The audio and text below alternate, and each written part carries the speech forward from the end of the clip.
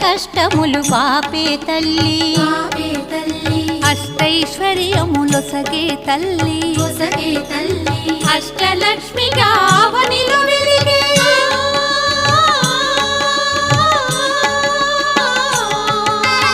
అష్టలక్ష్మిగా అవనిలో వెలిగే విష్ణు మనోహరి కరుణా సాగరి శ్రీలక్ష్మి పూజకు రండి సిరి సంపదలో సగే ధనలక్ష్మికి సేవలు చేయండి